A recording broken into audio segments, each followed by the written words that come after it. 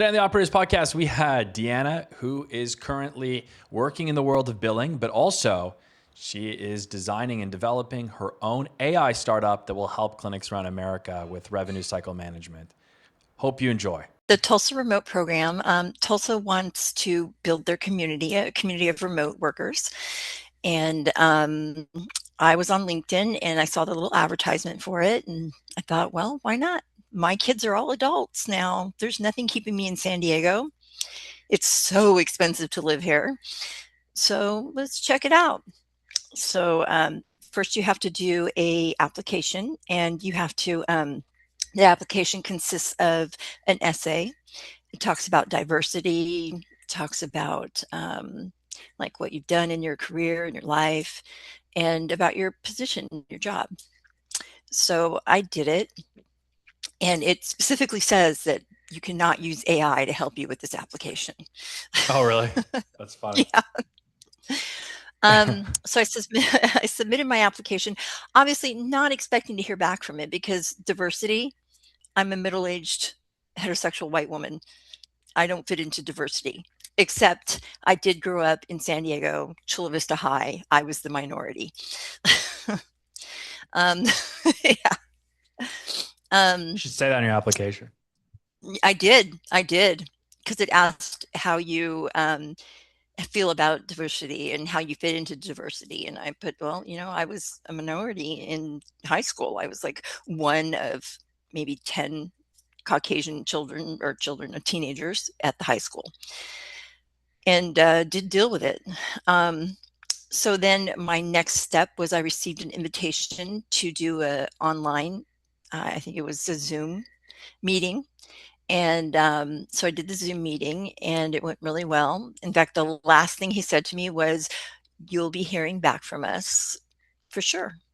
And I thought, Mm, whoa. The next thing I got was a invitation to do my financials and a background check. mm. And so I did that, and I knew that that would come back good. Um, and then the next thing I heard was an invitation to move. And once you get that invitation to move, the only problem, I think the barrier was that I work for myself. So I don't have paycheck Mm. stubs to give to them. So they allowed me 3 months, and I had just started my business. So I didn't even have like a P&L to give them, or like last year's tax return, because I had just started my business. So they allowed me 3 months and then to give them bank statements showing deposits. So I saved up 3 months worth of bank statements and turned them in, and I passed the financials. Um, and that was, I think, in July. So in July, I got the invitation to move to Tulsa. And you have 1 year from the date of your invitation to actually relocate. Mm. And the requirements are is that you live in Tulsa for 1 year. You get $10,000 stipend. When you get here, they give you $2,500 right off the bat. You get $500 a month, and this is if you're renting. You get $500 a month, and then on your 11th month, you get the last. Well, you get your 500 monthly plus 1,500. So then that Mm. completes your 10,000. And if you purchase a home in Tulsa, as soon as escrow closes, you get that 10,000.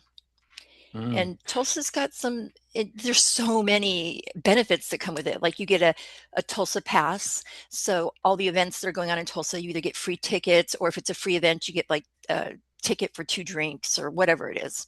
Um, when I got here, I got a Benepass, and that's $600 for health and beauty. Like I can go get my nails and hair done. You have 3 months to use that $600 and go get a massage or acupuncture or whatever with that. That's like a credit card, virtual or physical. They give you $300 after your first. If you continue to stay after the first year, they will pay for you to like do classes. They give you like $300, I believe, for um, like if you need any certifications or licenses or anything like that, they'll pay for it. Um, they have every month they have all these different events. It's mostly on uh, uh, there's an event website that you go to, and like all the events are listed there. Lots of entrepreneurship events. Um, right now, my latest project is developing an AI that I've developed. It's in the development stages. There's things on how to get investors for your ideas. There's things on like tomorrow I'm going to a an AI event on working with Microsoft Dynamic 365, um, and uh, and there all these events are free if you're part of it. There's also the Granite Building. The Granite Building is it's a remote, not a well, it is a remote office because we all work remotely, but they will pay your 1 year lease to work in that office if you choose to, rather than work from home. And it comes with a full office, printers, scanners, shredders, file cabinets, everything. You have your own little space. It also comes with, there is a gym there. I don't know why, but Tulsa's really big on gyms. But What's the they point give you the one of this year. program though? They're trying to rebuild the city as like a hub They're for trying remote to workers. rebuild. Yeah, they're trying to Yeah. rebuild, and they've already earned, or they've already built it up by $87 million since they started this program. Mm, I just read an article about how people that are coming in here, they're hiring people that live here. They're building up their economy. They've already raised the economy by 87 million since they've started. Um, and the crime rate has gone way down. If you look at Tulsa's crime rate from 3 years ago compared to today, it's gone way down because they're mm. bringing in a better, I don't want to say better class of people, but basically that's what they're doing. So yeah, and I know Tulsa is quite south. Like it's a little bit. You were saying it was warm. It's not that cold. It's kind Humid. of It's humid. humid. Yeah. Oh, this looks nice. I'm looking at Tulsa now. I have a Google Maps open on another tab, sort of checking Yeah, it if you out. go to tulsaremote.com and it talks all about the program. So, so then you mentioned that you have your own business, that you have your own AI Mhm. startup, that you're self-employed. That's kind of the sort of the main thing I want to discuss on this podcast. So, who are you? Who's Deanna? And then what is your startup, I guess? Well, Deanna, about 24 years ago, started working for a chiropractor as a receptionist. And he said, "Hey, Deanna, I want you to start doing my billing." And I'm like, "I'm no medical biller. I don't know what to do." That was scary to me. For a chiropractor, it's about maybe 3 to 5 codes. It's very, very easy. But I wanted more. I thought, well, if I'm doing this for him, I could do this for anybody. And so I started teaching myself other codes. There was, he had whenever he went on vacation or something, he had a, another chiropractor come in, and her and I got along really well. And she was starting a, holistic center that did acupuncture, massage, chiropractic, physical therapy, and she needed an office manager. So she offered me the position, and I took it. And so I learned all those codes. I managed her office. Then I realized that I'm only making so much money an hour. If I worked in the actual medical field instead of holistic care, I would make more.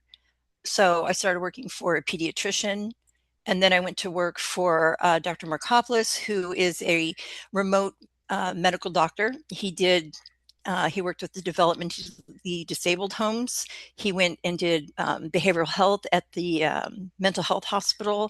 He did drug rehab homes. So he worked remotely, went to the different homes. But I learned a lot of billing by working there, a lot of the different types of billing. And I'm all self-taught, but his previous biller wasn't billing out certain things right. And so I researched it Mm. and figured out how to do it right. And I raised his income by 18% in the first 6 months I was there. And mainly was like the flu shots. But he ended up giving me, and I'd only been there less than 6 months, he gave me a $2,500 bonus for Christmas that year. And I was like, whoa. I ended up working for him for 5 years. And then I was in a car accident and had to take a year off because I had some back issues. But um, I've Go done. visit a chiropractor.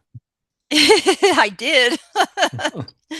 um, So I've done different types of medical billing. And then I decided that I worked for a company where I was completely remote and I love working from home. I love having my own home, my own facilities. I can make my own lunch. If I want to take my lunch break, I can do the laundry. Freaking love it. If I have an errand to run, nobody cares because I'm on my time. So I decided that I learned a lot working for this company on how to run your own remote company. Um, so I decided I wasn't going to work for anybody anymore. I was going to start my own business. And I got a contract in Florida, and that was for home health care. And I I helped them tremendously, getting into compliance, teaching their physicians on how to write progress notes corrected, like correct progress notes, so that they are not deemed for medical necessity.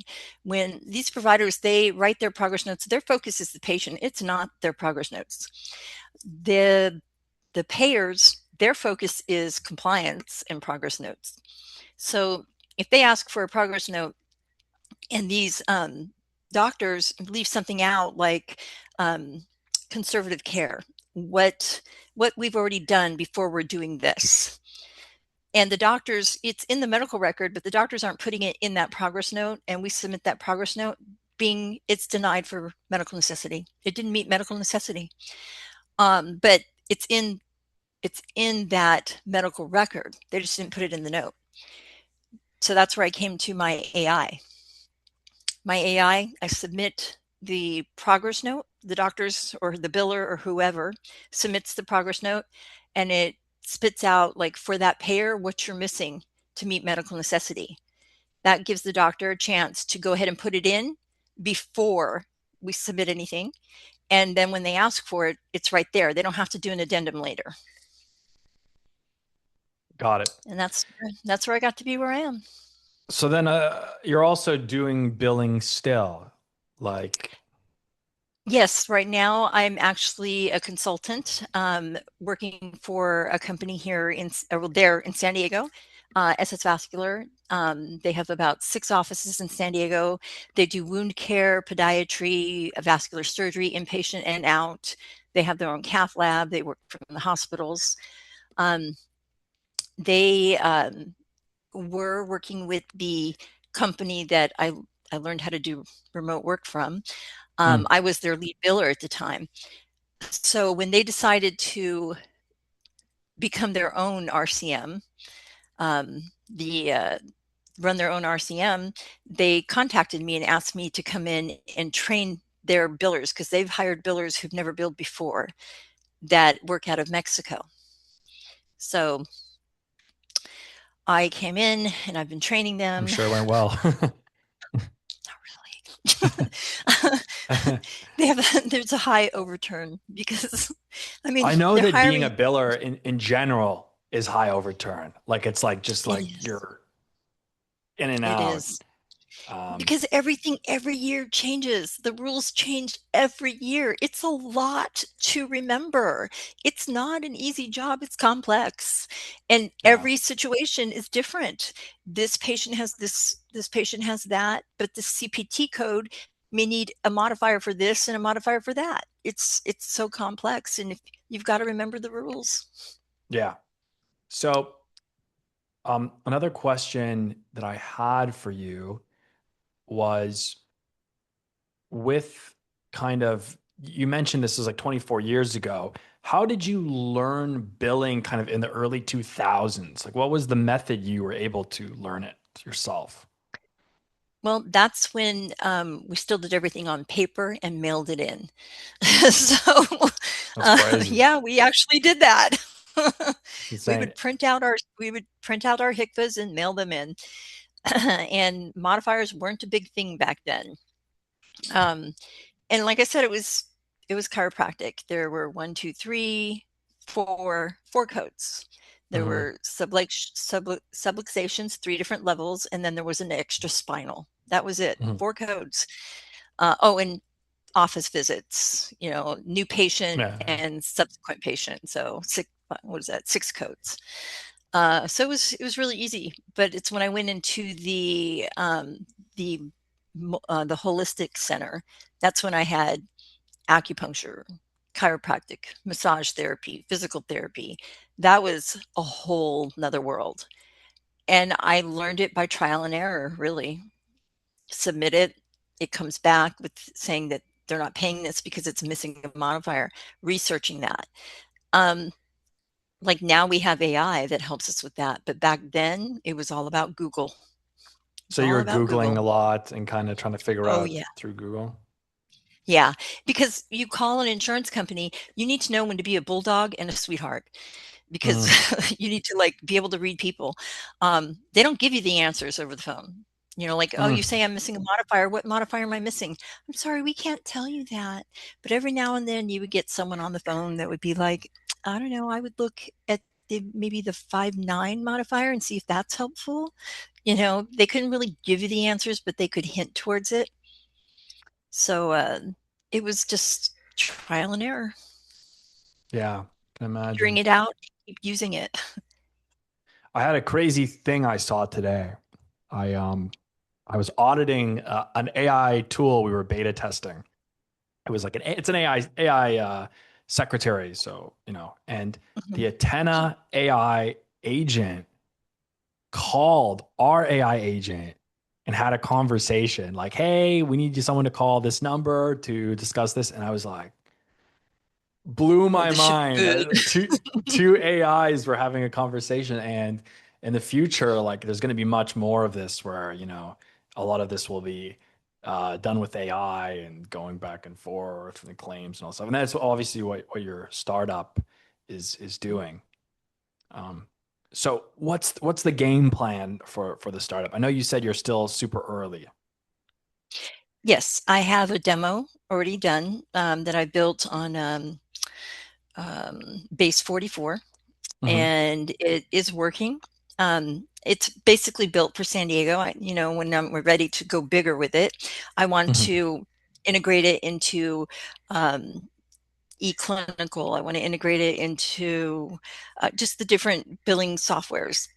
I would love Hmm. for it to be used by hospitals, be used by just different platforms, different offices. At first, my idea for it was small. I specialize with um,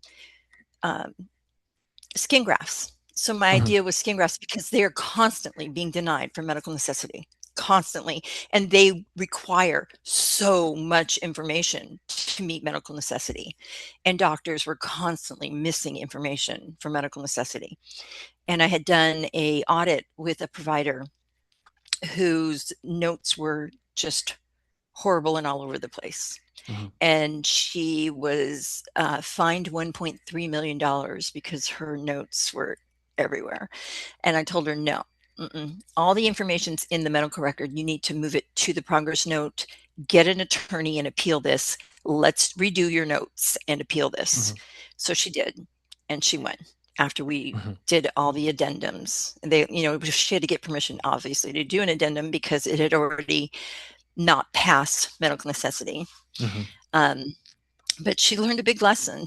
Um, so when I first came up with the idea, it was just for skin grafts. But after the changes in January, it wasn't vital anymore because Hmm. a lot of doctors had stopped using them. Um, so that's when I decided to go bigger into all different practices, into all different areas: physical therapy, mental health, general practitioners, physical, and just everything. It can be used for anything. Right now, I'm using it for vascular to test it, Hmm. since that's the field I'm in, wound care, podiatry, and so far it's been pretty successful.